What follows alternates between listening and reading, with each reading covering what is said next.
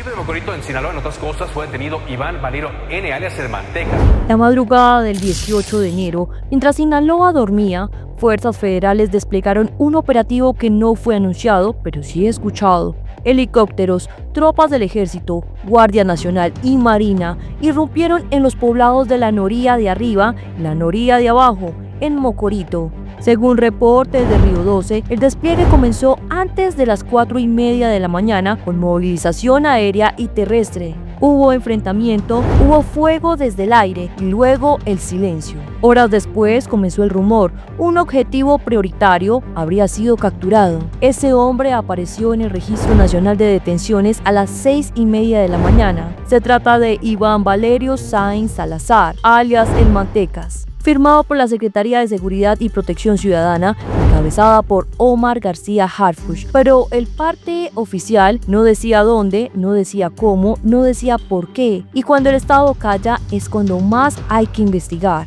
Presiones del gobierno de Donald Trump de colaborar y en la medida de lo posible participar en operaciones en México, creo que es posible que el gobierno mexicano de alguna u otra manera esté ocultando cierta información en donde quizá pueda existir cooperación o alguna forma de participación del gobierno de Estados Unidos. No, operativos como este son operativos, como bien mencionas, que se deberían de publicar, que se debería de informar a la opinión pública sobre detenciones de este nivel, de esta magnitud, pero el hecho de que no se haya hecho en su momento quizás se deba a que pues son operaciones encubiertas, insisto, donde quizás también hubo alguna participación de fuerzas estadounidenses. Eso no significa que sea así. Puede haber sido también que finalmente el gobierno mexicano se reserva la información para seguir tratando de, buscar, localizar y eventualmente capturar a otros líderes regionales en Sinaloa.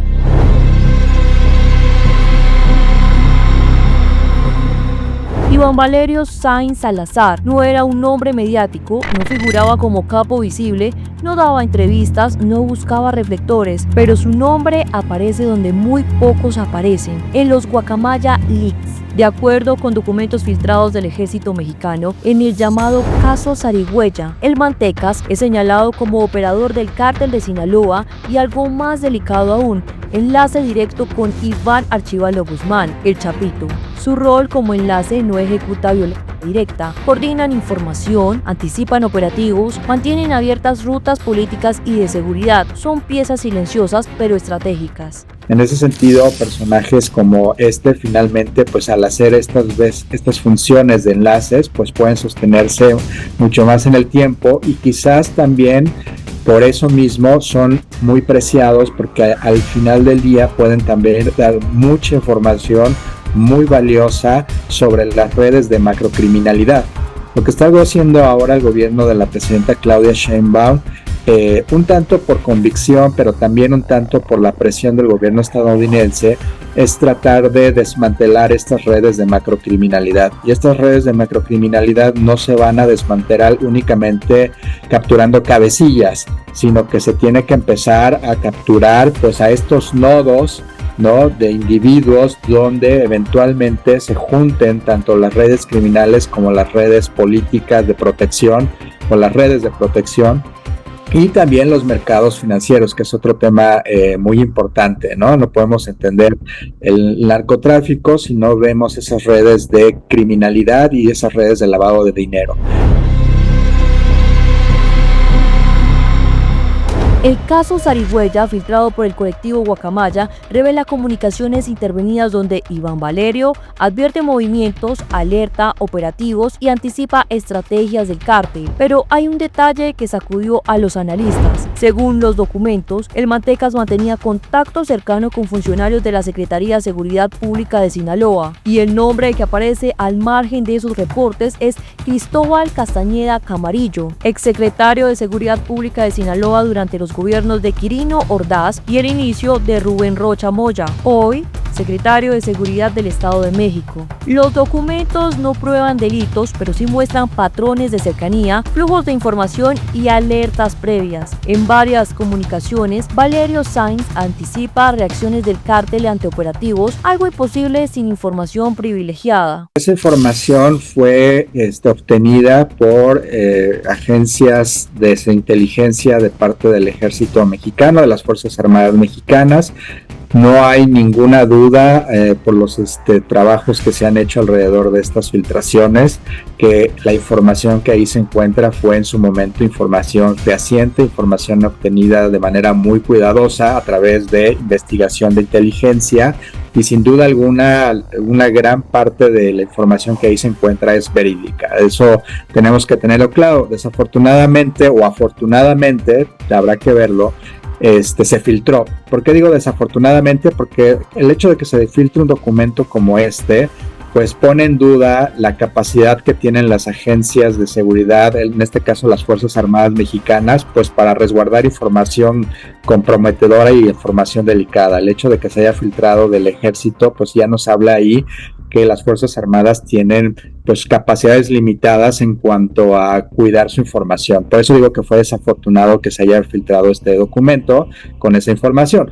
Por otro lado, fue afortunado porque permitió ver a medios de comunicación, a especialistas en crimen organizado, etcétera, pues la cantidad de información sumamente delicada e importante pues sobre estos nexos entre la política y la criminalidad. La captura no ocurrió en una ciudad, ocurrió en La Noria, un punto simbólico en la geografía del poder criminal sinaloense. Entrar ahí con helicópteros artillados no es rutina, es una decisión política, militar y estratégica. Cuando el Estado no presume una captura, suele ser por 3 razones. El detenido sabe demasiado, la investigación sigue abierta, hay más nombres en la lista. A pesar de que en Sinaloa se vive una guerra muy cruenta entre 2 facciones, la de los llamados chapitos y la de los llamados mayos, lo cierto es que siguen manteniendo una capacidad de violencia y de generación de violencia sumamente alta. Y esto implica que evidentemente pues cuentan con material armado sumamente potente, de ahí que las fuerzas mexicanas, las fuerzas de seguridad, las agencias que intervinieron en este operativo, que entiendo fueron Ejército, entiendo que fue la Agencia de Investigación Criminal, entiendo que también fue parte de la Guardia Nacional, bueno, pues requieren utilizar también armamento y equipamiento pues a la altura de lo que están enfrentando, ¿no? Entonces, en ese sentido, lo que sí veo es que a pesar de que fue un enfrentamiento o una captura crítica, delicada, donde implicaba cierto riesgo, lo que es cierto también es que esta, en términos generales, pues resultó bastante positiva. Iván Valerio Sainz Salazar no era el rostro del cártel de Sinaloa, era algo más peligroso, el hombre que conectaba las piezas. Su caída no se mide en armas incautadas, sino en silencios rotos, en archivos que ahora cobran sentido y nerviosismo que aún no salen a la superficie. El enfrentamiento ha venido desgastando a ambas facciones, eso sin duda alguna. Los reportes parecieran ser que informan que hay más un desgaste por parte de la facción de los chapitos, porque además ya traían un proceso de desgaste interno fuerte desde tiempo atrás. Esto no significa, y menos en el mundo criminal, que puedan desaparecer. Significaría en todo caso que pudiesen rearticularse, significaría en todo caso que pudiesen incluso retraerse, ¿no? Hacer una suerte como de impas y esperar un mejor momento. Significaría quizás en algún momento que pudiesen reorganizarse en alguna otra región del país, aunque también podría ser que eventualmente desaparezcan como una facción ordenada y organizada.